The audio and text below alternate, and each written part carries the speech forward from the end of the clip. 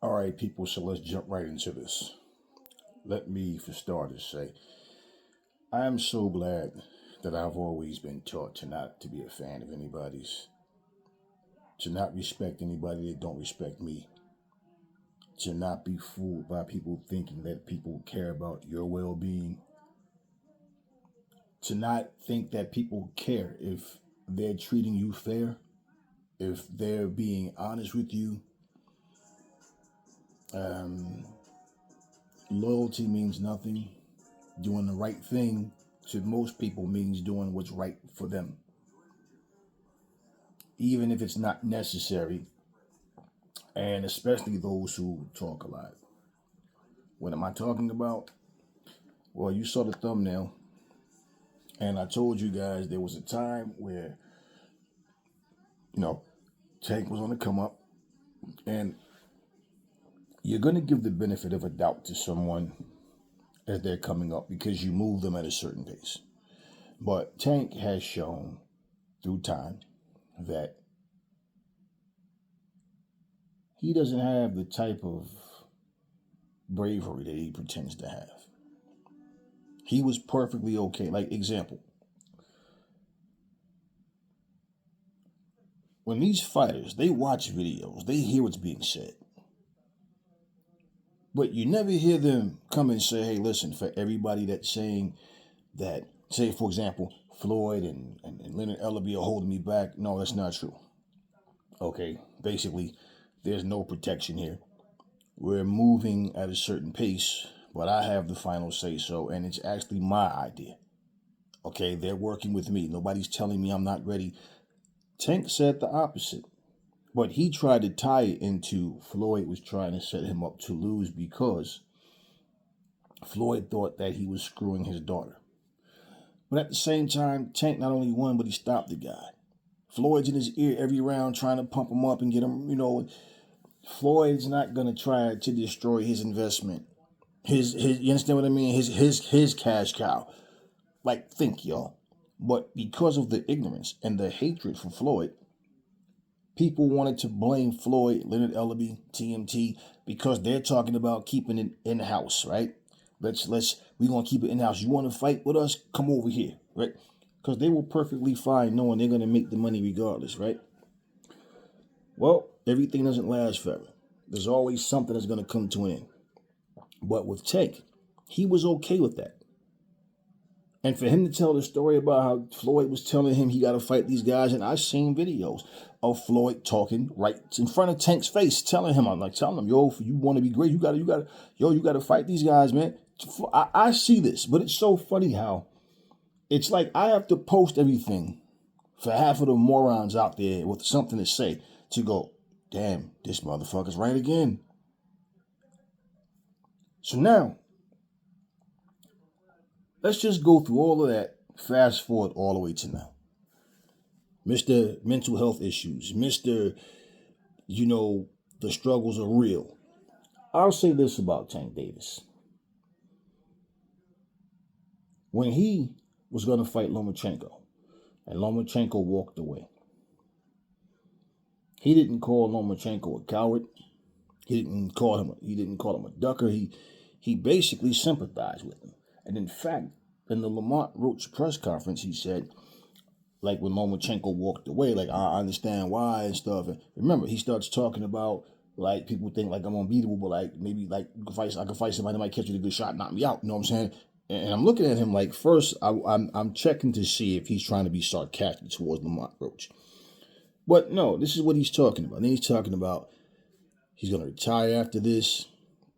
He's talking about mental health issues. They have the fight. The fight didn't nearly go the way that Tank and his fans thought it was going to go. Tank made all excuses about, all these, I could have stopped him. It wasn't him, it was me. Now, here's the thing that got me about Tank. It wasn't the fight itself. Now, we know about I got grease in my shit, all that, whatever. And the chick saying how I did his hair 3-4 days, or what it was, 3 or 4 days before the fight, whatever. So how much grease did he have in his hair, whatever, right? We know that was a bullshit move by the referee. The referee allowed him to do what he did. Okay, the referee allowed. Then they're going to say it wasn't a knockdown. He took a fucking knee. We know what happened. You know. Well, here's the thing. What got me about Tank, the excuses. Like that right there, that I could have stopped him. I'm paying attention. See, I don't know. A lot of y'all might be slow and don't pick up on these things. You could have stopped. When Tank. At what point did you have Lamont Roach in a compromising position? He's about to, damn, do I fall? Do I stay up? Do I take a knee to keep from getting hit more? When did you ever have him in that position? So, him saying that, and then all of a sudden, as the weeks went by, we're hearing different things about conditions to the rematch. And like, okay. If it's like I always say this about a fighter. If you say, I only lost because of this or that, or I know why I lost, but then all of a sudden you duck the opponent, or it takes you a super long time to get prepared, then you're lying. You're lying. Because if you know it was some little bullshit move, like, let me give you an example. Dillian White never really has a game plan. He just comes to fight. He'll figure it out in the ring. That's pretty much the way Dylan fights everybody the same way. But when he lost to Povetkin, he said he blocked that shot 1,000 times in training, did it over and over again, but now in the actual fight, he doesn't block it. Okay, he jumped right back in. He didn't fight anybody else. He didn't take a super long time in between. He got right back in there, and he stopped Povetkin in the rematch. That's what you do. Now, although Sugar Shane Mosley came up short when he fought against Winky Wright, when he fought against Vernon Forrest, also in the rematch, the point is he got right back in there with these guys. Now, should you make sure you got everything covered, all bases covered, and super prepared for every fight? Yeah. But especially going into a rematch. Because if everything's the same, it's not like he just barely pulled it out. He lost. Like, bottom line, he lost. You can clearly see he lost. But he got right back in there. Tank Davis did all of this talk to avoid Devin Haney. He did all of this talk to avoid Shakur, and people don't understand it. All of these idiotic Tank fans that was talking about they need to fight each other and to prove they deserve a shot. The same shit T.O. said when he had the belt, and he was trying to avoid tanking him then. But at the same time, notice how comfortable Tank has always been with not fighting these guys. He's not calling names and, hey, I want this. He's like, well, my team, you know what I'm saying, put against this. I don't only pick no opponent. And yeah, that's the safe way to try to get your fans to not see you as being a guy that likes to duck. But he was so comfortable with not fighting these guys, especially when the money starts to get really big. Because now it's like, damn, I'm already super rich and I ain't even fight the very best guys yet. Okay? I can see that in Tank. So now going forward, you guys don't appreciate a Devin Haney who wanted to fight everybody, wants to go in there and fight the best dudes. Tank could do this, Tank could do that. Oh, he ain't ready, blah, blah, blah. Only Shakur could beat him. Then Shakur doesn't look his best against De Los Santos. Then all of a sudden, Tank could knock all of them out. You guys flip-flop with each fight, depending on the performance. You quick to just jump ship.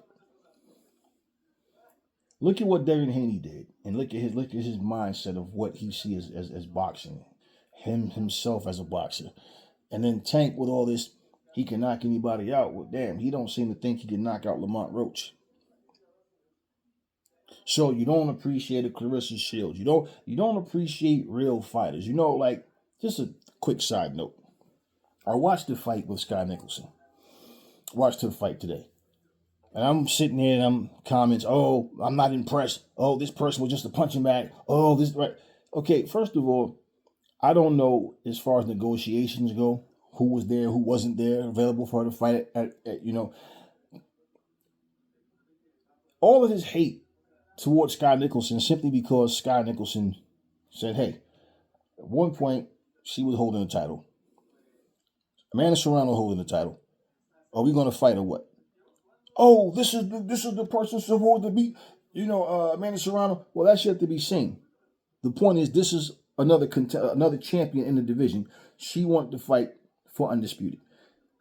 Manny Serrano shows no interest in fighting at 126. So now, if Sky Nicholson can get the rematch with the chick that beat her, great. If she doesn't get it, who else has a title? She has, whatever. We'll see how she looks going forward. But my point is, people love to just find fault. They love to just try to find a reason to talk trash and bash a person. But we find every excuse to support people who clearly ducks. And even when you get to the point when you say, this person has earned the right to do whatever they want, I'll say it again. When you are no longer holding the belts and you decide you want to go fight crossover fights and do all this other kind of shit, and you're not holding up the division, cool. I can agree with that. But when you're holding belts and you're ducking and dodging like Canelo's doing, when you sit up here, I got the right to do, no. Especially when there's worthy opponents. It's different when you have people just talking shit and they haven't done shit yet. And if I fight this guy or this guy, it doesn't matter because they're on the same level. That's different in a sense, because guess what? You're just talking. And especially when a fighter is on their way out, when fighters are just trying to get a cheap way to try to hope that they can get a win because this person's getting over. Well, like I said, even like the Keith Thurman situation where he talked about Floyd ducking him. He talked about Pacquiao. Nobody else wanted to fight Keith Thurman, but then he gets Pacquiao when Pacquiao is 40 and he's 30, and he gets beat up. He goes in there and loses to a 40-year-old Pacquiao.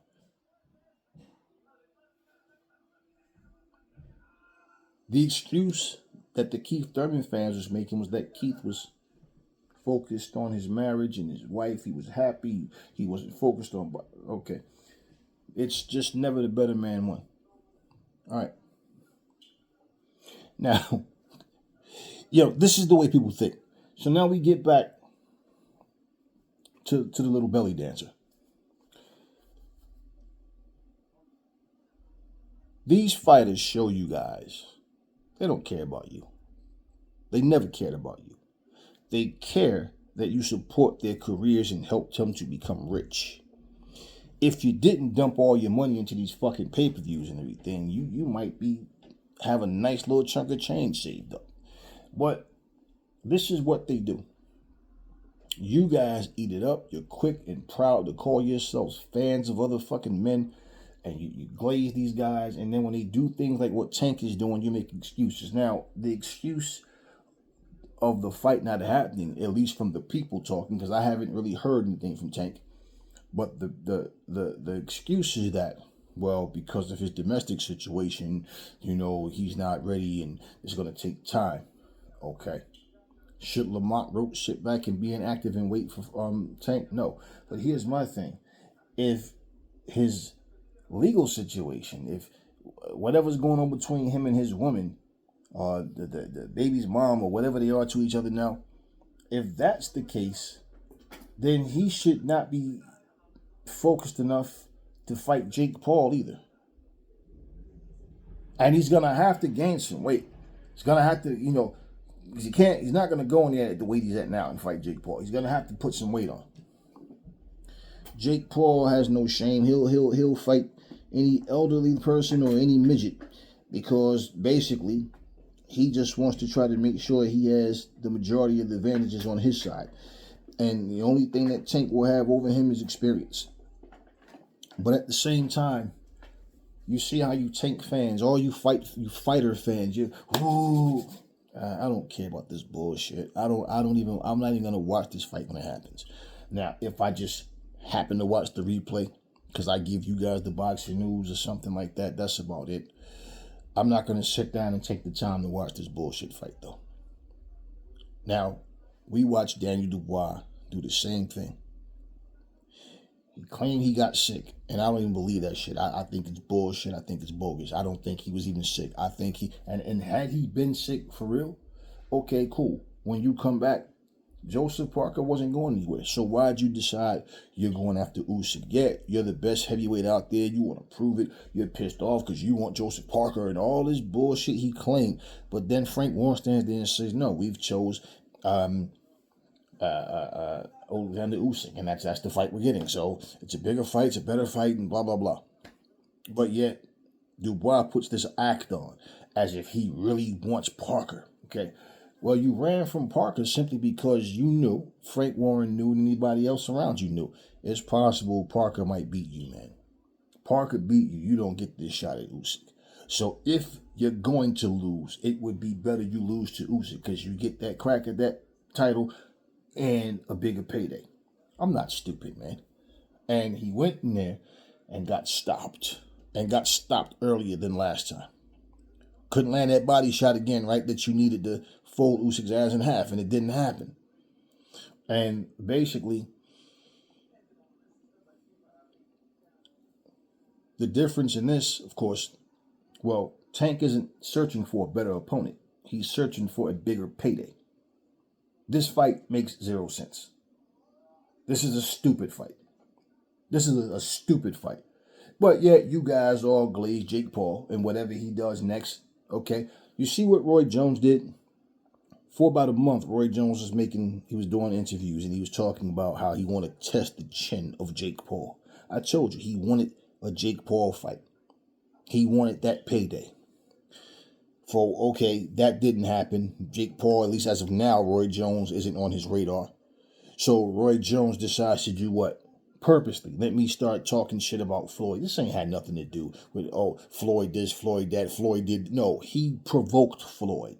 And he knew once he got a reaction, he was going to go on this rant. He went as so far even to sit down with Andre Ward recently to do another interview. And they bring up Floyd, and he's talking about Floyd ain't beat nobody, he ain't fought nobody, Floyd this, Floyd that, Floyd didn't. He's all this talking. And I said, you know what's sad? Is when you've had a career yourself, and I've never heard Roy Jones talk about his own career as much as he talk about Floyd's.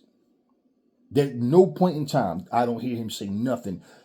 And then he tried to take, let's just be real, these bum-ass fighters that he fought and try to make them to be better than they were. There were some guys who I felt was good. When I say good, I don't mean they're world-class. No, he fought some good dudes and made them look like shit. But the majority of them guys he fought, they wasn't shit anyway. And then when you look at Floyd and say, well, damn, you sitting here talking like Floyd. And one thing I'm going to say about Andre Ward, he did what a man is supposed to do. He didn't just sit there and agree with everything Roy was saying, like the guys from the zone was doing, just sitting there, yeah, okay, just like I'm a fan. I'm fanned out right now. Whatever Roy says, if he says it, then hey. But regardless, that's what he's trying to stay relevant. How the fuck are you another pro fighter with your own career, but the majority of your conversation is about Floyd? Then you want to pretend that you want to fight Floyd. You don't want to fight Floyd. You did all this talk to get attention to yourself. He's trying to keep his name relevant. So maybe he can get a fight with a Jake Paul or somebody where he can get a $20 million fight like Mike Tyson did. That's what Roy is trying to do. But the hate and the jealousy is real. And now, you look at this guy, Tank Davis. And my question to any of you, is really simple. If Tank Davis had an issue with focus, if Tank Davis had an issue with anything to keep him out of the ring with Lamont Roach, why is it okay for him to get in the ring with Jake Paul? This isn't a duck to you. This is a clear duck. This is a clear duck. You think that Tank is going to go up and, let's say, looking at his height, whatever his walk around weight is, that's probably what he's going to go in there. I don't know what that is. That's probably what he's going to go in the ring weighing.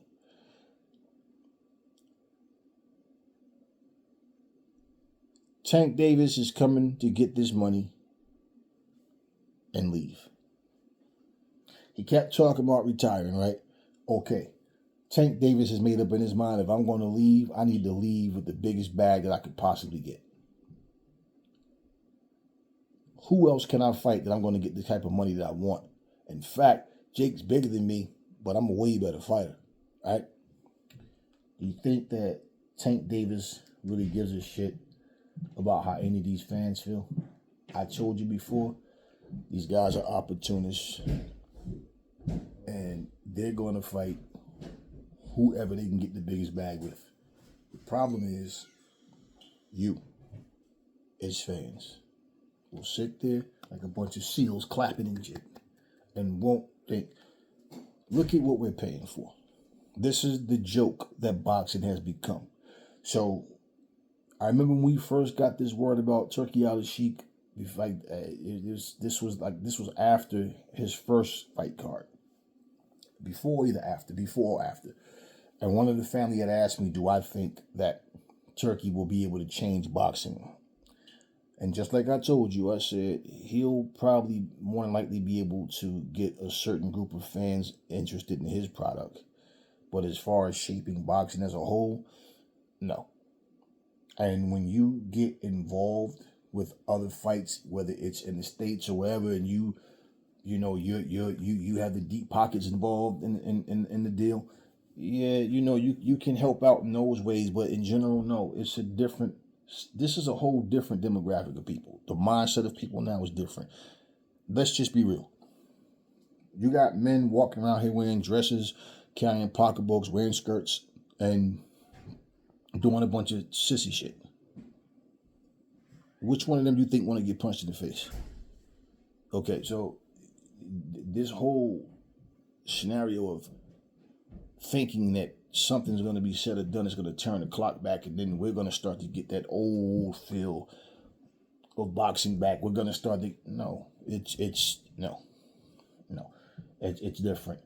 And because of social media, every 19-year-old think they can just jump in front of a camera and talk about boxing and history of boxing, and as if they know, you know what I mean? Like, everybody knows something. Everybody knows so much, but they haven't experienced anything. They've never fought nobody. They've never put gloves on. They don't even know what it feels like to hit a speed bag, a double in, but nothing. They don't know how to do nothing but just talk. So it's the same way. And because of Misfits boxing, notice we haven't heard nothing about the Misfits for a while, right?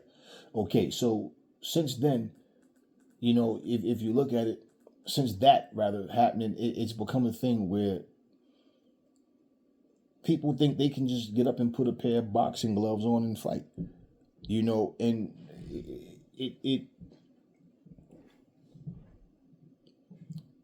what Tank is doing, if you look at someone as an ambassador of the sport, he's never been that. He's just been a guy in a position where he was lined up right in terms of him being able to go in there and fight, do what he did. And like I said, before he even if you look at his career and you ask anybody off top, who's the two best opponents that Tank had, I guarantee you, off tops, the first thing they're going to say is Ryan Garcia and Rolly Romero, because they don't even remember the other guys he fought or even care that he fought them. Once fighters, when the powers that be, don't care about legacy. And they've always, they never really cared about legacy. I'm not going to say they don't enjoy a good fight, but it's always money over everything. Don't ever believe that is different. But once it gets to the point where the fighters don't care about legacy anymore, what do you think is going to happen? What do you think is going to stay the same? It's over, man. It's like this fight with Canelo and Terrence Crawford. What I found funny about it, right? I saw an interview with Max Kellerman, and I saw part of it. I didn't watch the whole. I wasn't even watching it on purpose. I was getting ready to leave, and my YouTube was on. I wasn't even watching it on purpose. But I'm in my car, and I'm listening to somebody talk. It's a podcast I was listening to, and the guys were talking about this fight. And I said, thankfully, there's just somebody that's willing to be honest. The question was, what do you think about the hype around this fight and the build-up and this and this and that? You know what that person said? The same thing I said some months ago. He said, to be honest with you, it's not a lot of build-up to the fight. It's just a lot of people on YouTube really just talking about who they think is going to win and Canelo's size difference. It's just the same conversation. But as far as the excitement and like, no, it's not that. It's like when you look around, what do you see? And this is reality. When you look around, I don't care, you go on social media, unless you type a search in, it doesn't just pop up. You don't watch TV and all of a sudden it's a bunch of press and a bunch of talk about Canelo versus Crawford. This isn't like, for example, when Floyd fought Canelo, when Floyd fought Oscar, when Floyd fought Conor McGregor. Like that's not what this is. When he fought Shane Mosley, that hype is not there. It's just a bunch of talk of opinions of what people think, but it's no real hype about the fight itself. It's not being built up as a Super Bowl fight. It's being built up as Crawford doesn't have a chance. He's not going to be strong enough. Now you have some people changing their minds, but it's what I'm. It's different. The feel is not the same, man. It's not the same, and that's because this generation, year after year, even when people tell you business is booming with boxing, notice business. That's all they care about. Overpricing pay-per-views, selling you fights that pretty much the majority of the time you get a weak undercard. I'll tell you one of the things that I see happening different. You see, we're still talking about Ikabe Ibuchi. He comes back after 26 years and people remember him. People still talk about Holyfield, Mike Tyson, like they know who they are. So for whatever the reason, their legacies, that these fighters, 10, 15 years down the line, people won't be talking about them. You understand? It won't be. It's just not the same. And it's not, for me, it's not about the conversation. It's not about glazing people. My point is, as boxing fans, we talked about boxing, we indulged because we did it ourselves, and we also enjoy watching other people do it. That's not what we're getting now. Everything now is just hate, hate, hate, hate, hate.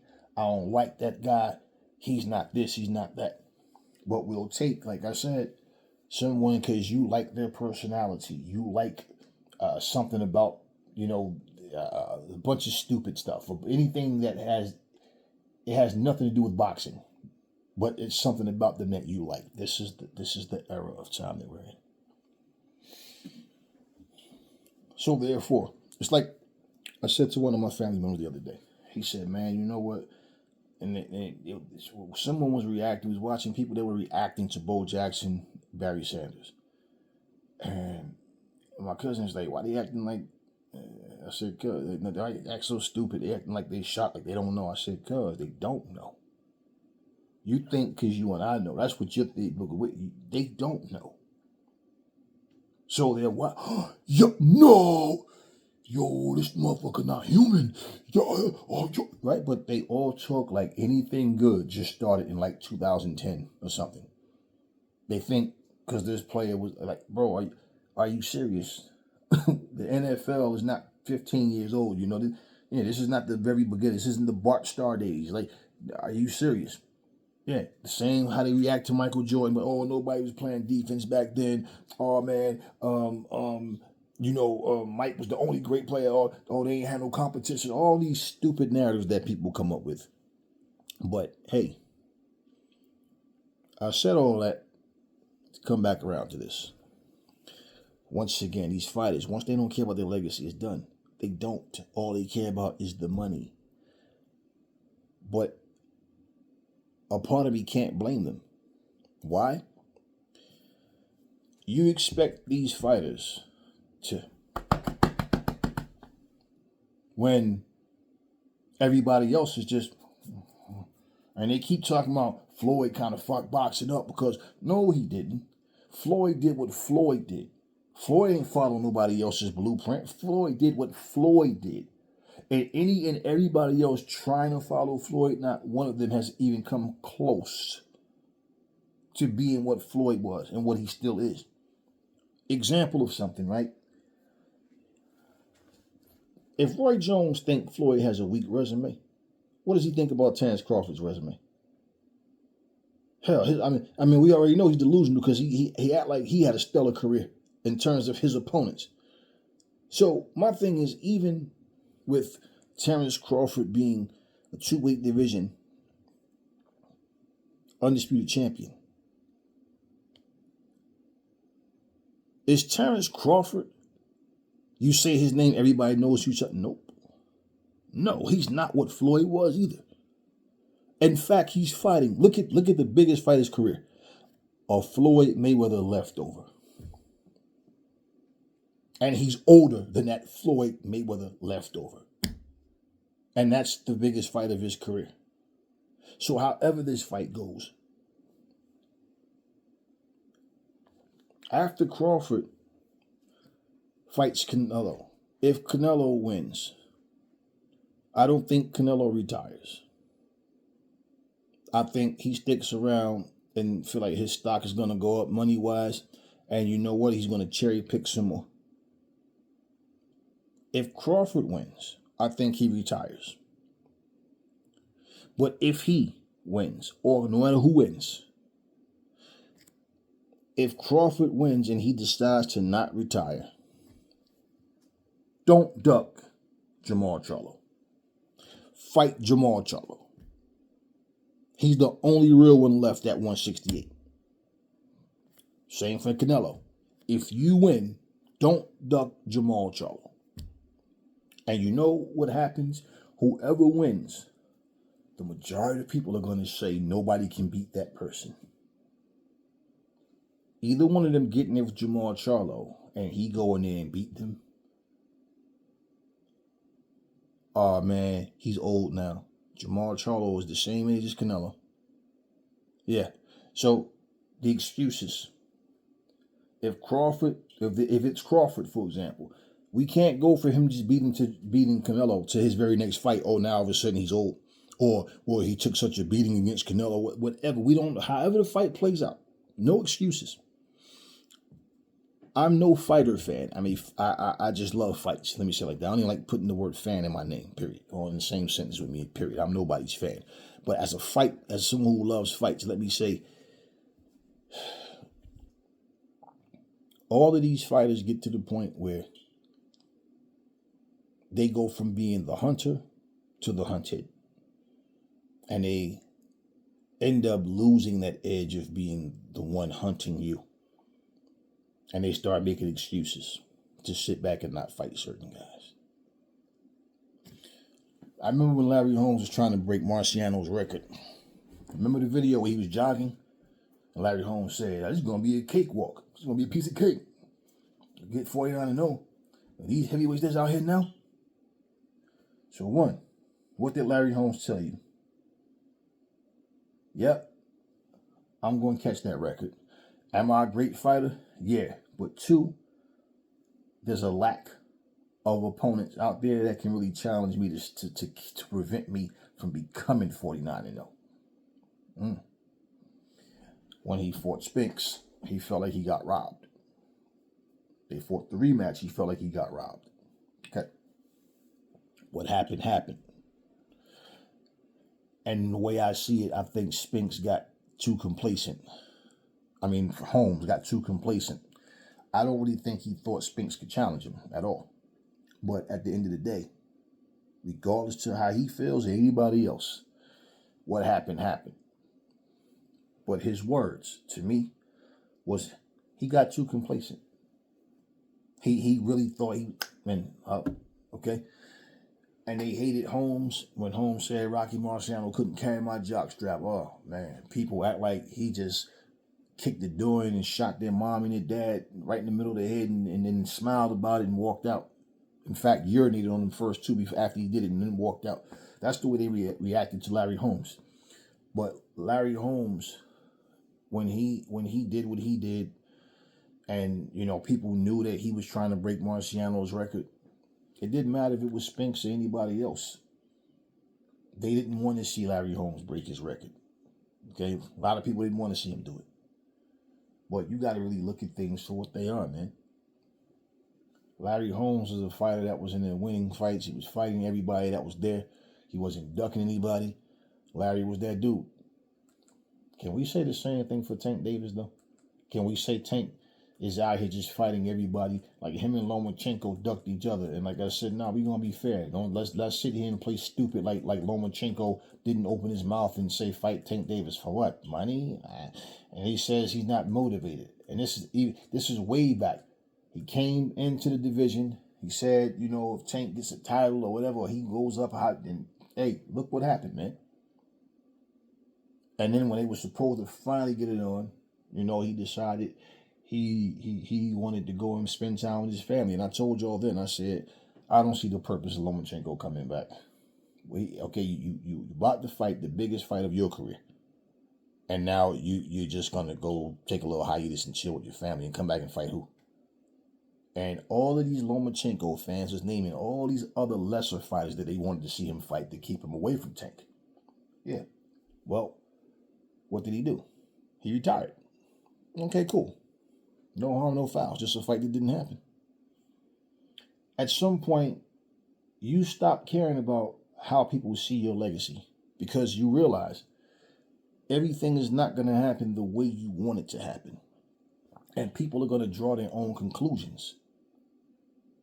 So they're not at the negotiation table. They don't know what happened. They don't know who's talking who. They don't know. None of us are there to know who did what. But we go by what comes out of your mouth and then your actions. So now, the same way Tank was making excuses for Lomachenko at that point afterwards because, yeah, he plans on doing the same thing. He knew he didn't want a rematch with Lamont Roach. And that's why, if you notice, every time Tank has never been like a really good talker anyway, but when they talked to him about Lamont Roach, it's like every question he asked him about Lamont Roach, he had to go into deep thought before he answered it. He could never just give you a snappy right out. Everything is he had to think about it, and he yeah. You want to know why? Because when he starts picturing the fight and how things went, he starts to get that feeling again, and he knows I tried my best. I came in with everything I had that night, and it just didn't work. And whether it's a Lamont Roach just has his style down packed or whatever it is, bottom line is he doesn't want the rematch. That's one of the, and that's another reason why I was glad that Usyk beat the shot at Dubois, because Dubois had become really cocky and arrogant, and he was acting like he was better than what he was. And remember when I said, can we really sit here and say that we feel like Dubois is just that guy? That he's just gotten so much better. He's the new guy. He's that unbeatable guy. He's gonna beat every. I don't see Dubois that way. Dubois, I ain't trying to be funny. He's an airhead, man. He's a bit slow. He acts like he doesn't process information well. So all of this talk, and not to mention, well, I got word that him and his trainer split. Him and Don Charles split. You know, I remember I didn't make big bones about it. I saw a situation where they were somewhere, and Dubois kind of shoved him and then said something to him and gave him a dirty look, and like, you know, Don Charles is looking like, you know, just disrespected his older guy and shoved him like that. But I'm looking at Dubois and I'm like, you know, I used to like watching this guy fight. Now, see, I don't fuck with arrogant. I can't. Me and arrogant people don't get along. And I said, you know what? For him ducking Parker like that, I hope Usyk really beats the fuck out of him, man. And that's exactly what happened. He went there and got embarrassed. Now all of a sudden we haven't heard a peep. We haven't heard a peep out of Daniel Dubois. Yeah. And the worst thing that can happen to Tank is he go in there and then get his ass beat. And you know what? And why he can't use a size different excuse? Because let's be real. He claims he's better than Floyd, right? That's what he said, right? Well, let's not forget, Floyd went there and fought Logan Paul, who's way bigger than him, 200 pounds, and he went there and carried this big guy. Yeah, that's what Floyd did at 40-something years old. Tank is what, 30, 31? So, yeah. And we're not going to play exactly. He was too big, right. Because if you knew how to nullify anything he had, if you had that type of skill, you would have done it. My whole thing about this whole situation is All these people are doing is just trying to make money grabs. That's it. And and first off, let's stop acting stupid. Floyd had one crossover fight, and everything else was exhibitions. You're the ones begging Floyd to come back. Floyd, you're the ones begging Floyd to come back to fight. Oh, he should come back and fight Crawford. Oh, he should come back and Pacquiao's rematch. Oh, I thought the fight was garbage. Why would you want to see it? If you think it was garbage when they were in their like 30s, why would you want to see it now? And it'd be the same results as far as I'm concerned. And then y'all would be, well, he waited for Pacquiao to get old. I know he's 2 years older than Pacquiao, but it's always this thing. But you know what? And let me just say this, because I'm about to close this video. This is the first time that I've seen a video, and I'm talking about the Roy Jones and Andre Ward, the very last video they just did, where the majority of the people in the comment section was against Roy. Usually they go on with this bullshit narrative and all these lies that Roy is telling. Now they're like, yo, Roy, you need to chill, man. Like, shit, yo, Roy, you sound stupid. Roy, your career is not better than Floyd's. Roy, right, Roy. Who did you fight that was so great? And everybody knows, outside of Bernard Hopkins and James Toney, and let's be real, when he fought Bernard Hopkins, they were both on the come up. Neither one of them were fully developed. Neither one of them. So they were both on the come up. So you understand what I'm saying? Him saying that, it's not like they fought. Like, I'm going to tell you when he could have even made more of a statement. When Bernard Hopkins first was calling him out for the rematch, and he was talking all that 60-40, 60-40, no fighting. Okay, if he would have fought him and beat him then it makes it's more, because by this time Bernard was already multiple time champion. And what did he say? He ain't beat nobody. He ain't done all he did was beat Phyllis Trinidad. And this and that. Trinidad ain't even in the middleweight. Trinidad moved up. And who fought Trinidad years later when they both were washed up? Roy Jones. But you understand what I'm saying? The fans, the people in the comment sections was like getting sick of Roy. Like, damn, man, that's all this dude is doing. And I said, yeah, the more he keep talking, the more he going to expose himself, because he's a jealous, old, bald-headed hater, man. And he's sitting up here just, nobody, Floyd ain't beat nobody. And when Ward says, you telling me he ain't beat nobody good? I ain't saying he ain't beat nobody good. I said he ain't beat nobody on his level. First of all, there was nobody on his level. Not Pacquiao. None of them. When he beat that horse, was Oscar at his best? What the fuck did you mean? Oscar, you know what's funny? Not one person said Oscar De La Hoya was washed up or losing his edge. Not one person. You go and find any fight. Not one person was saying he wasn't the same, including Oscar. But after he loses to Floyd, oh, he wasn't. Yeah, I know. All the excuses, because that's what came out of Oscar's mouth. But Oscar also said if they fought again, Floyd would have won again, because he was done. But then he turns around and says he won the fight. Like, so all of this bullshit. The same dude that was wearing panties and fucking stockings and dressed in drag. Okay, so whatever, man. My whole thing with all of that is this. When you got two grown-ass men, and you want to know what's funny? Floyd is like, what, 7, 8 years, or 8 years or whatever, younger than Roy. Well, who's the more mature between the two? Let's be real. All Roy is doing is making a fool out of himself, trying to make people think he was better than what he was. Was Roy a great talent? Yes. Could Roy fight? Yes. Was I always backing Roy up no matter who he fought? Yes. But I'm not going to back up lies and bullshit. And this is what I'm saying. Roy Jones has made an ass out of himself. And now people are getting sick of his bullshit. And I'm like, you can sit here and name everybody on Floyd's resume. Roy gonna say they wasn't that good. Like, oh, now Genaro Hernandez, all of a sudden he was a great Mexican fighter. That was it. Oh, Miguel Cotto was a great Puerto Rican fighter. That was okay. I got you. So your career, you just fought everybody, huh? And like I said, I can name all these guys he never fought. And he'll have an excuse as to why the fights never happened, but it won't be his fault. Floyd was trying to get guys that didn't want to fight him. Like, he brought up Paul Williams. And I can remember Paul Williams saying he wouldn't have been ready for Floyd. If he would have fought Floyd, Paul Williams himself said he would have lost to Floyd. Paul Williams himself said, I wasn't ready for Floyd. As a fighter, you take the fight because you get the fight, but I wasn't ready for Floyd. Paul Williams said that out of his own mouth. Did he fight? What's his name? Costa Zoo. He gonna make the excuse. Okay, he didn't fight Costa Zoo. So what? Ricky Hatton knocked Costa Zoo out. Then he knocked out Ricky Hatton. So what? Then he made the excuse. Pacquiao knocked him out too. Yeah, after Floyd. Then you see, all of these excuses. You fans that sit here sucking off Gervonta Tank Davis. Tank Davis don't care about y'all either.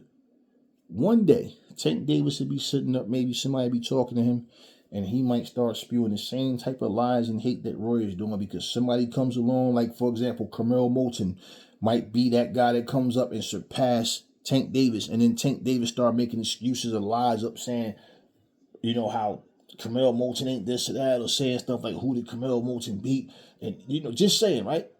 All of this type of stuff where, now, what I'm saying, a person's where they are in their career, okay, you can say something about a person now that may be true, but then they might now all of a sudden, yeah, say that same thing now. Now you can't. But I'm saying, those things happen. And the same way you guys are sitting here glazing Tank, y'all might be sitting there like, yo, I feel like an asshole now. And y'all should feel like assholes right now before it even get to that point. Why? Would you rather see Tank Davis fight Lamont Roach or Jake Paul? 2, and more importantly, who's more deserving of a fight with Tank? Lamont Roach in a rematch or Jake Paul, who's not even in the same fucking weight class? Everything is money, money, money. All these people care about is that you support their careers and make them fucking rich. That's all they care about. All of them. With the exception of probably a handful. And I'll say Usyk is one of those guys because Usyk wants to fight real fights. Usyk never said, I'm at the point I can do what I want to do. I don't care about what nobody say or how they feel. Fuck them. Or I am from the Ukraine and I do what I want. Nope, he never said no shit like that. He never said no shit. And in fact, Usyk is in a position where he could do that goofy shit right now and offer Jake Paul to fight for a huge amount of money. And then if he wanted to do that shit, but why? Who the fuck wants to see that?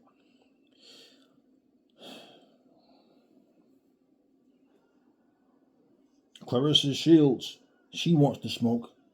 She's in that she's in that category. Like I said, there's like a handful of people, man. A handful of people. And I'm just going to stop at Clarissa and Usyk because honestly, there's not a whole lot of them left. There's not. And I can tell you, at some point, these fighters get to the point they don't want to fight anymore. They don't want the challenge. They just want to get in there and do the, like when Roy said, I can fight anything. You know what I'm saying? Don't matter. No matter. Like, because he knew. Like I said, it's these fans was coming to see Roy, so it didn't matter who he fought. They was just there for Roy. His fans. And that's what I'm saying. The boxing world itself is like, nah, Roy, you want to see you fight a Mikushevsky, a Steve Collins, a Chris Eubank Sr., you know, a Nigel Benn. You know, we want to see these fights. Joe Calzaghe now. Like, why y'all still both got it? Like, we want to see that now, man. We don't, yeah, Julian Jackson, or Mike McCallum. Why you wait till he was 39? Yeah, or Michael Nunn. Like, why these fights didn't happen? Yeah, they wanted to see those fights, and those fights never happened. Gerald McClellan, those fights didn't happen. All right, so my whole thing with that is real simple.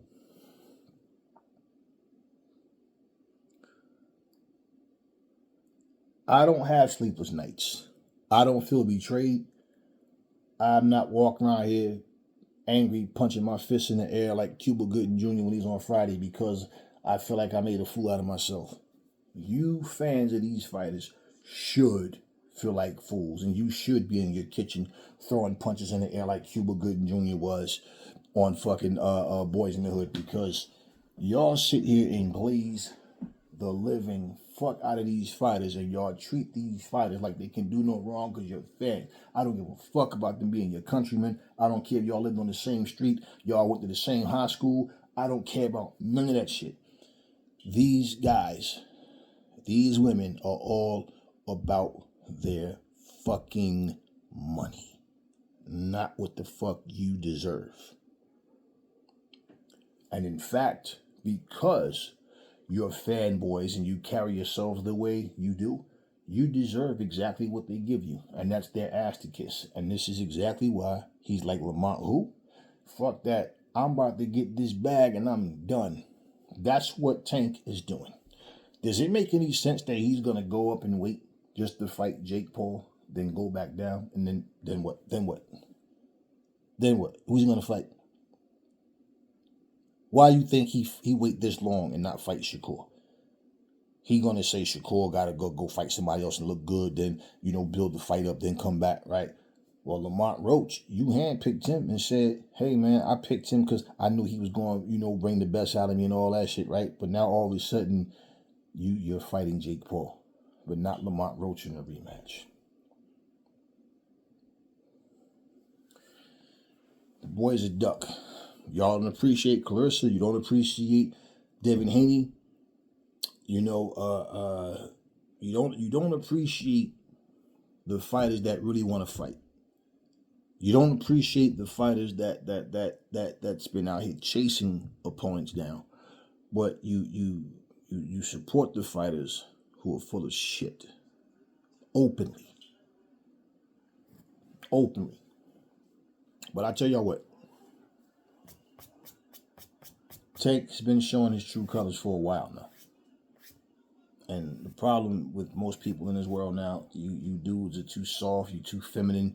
You see him more like a boyfriend, a potential hookup later in the future. Maybe somebody you can date instead of a fucking fighter. Instead of being men, realize you got two nuts between your fucking thighs. You walking around here glazing these fighters and acting like, like I said, like they can do no wrong. But it's your money. It's your stupidity. I don't give a fuck who you're a fan of. I'm nobody's fan. But like I said, I appreciate skill levels I see in people, and I love a good fight. But other than that, the fuck I'm thankful for things like motherfucker. I can fight too, motherfucker. I'm thankful. I'm grateful. What? Grateful and thankful. Y'all be using the wrong shit, man. I just appreciate, like I said, I appreciate shit, man, and just being able to watch something I enjoy. I don't even enjoy boxing like I used to. Not doing it. Doing it, yeah. Keeping myself in shape and training, but watching it, shit is, it's like half and half. It's like 70. Boxing is like 85% garbage. Yeah, like 85% garbage. Bullshit. Real shit. So, I'm not shocked about it. But this is what your boy is doing now. Clearly ducking Lamont Roach. Talk to me in the comment section. Never fall in love with lies. Remember, the truth brings hate out of people. And I will catch y'all on the next video.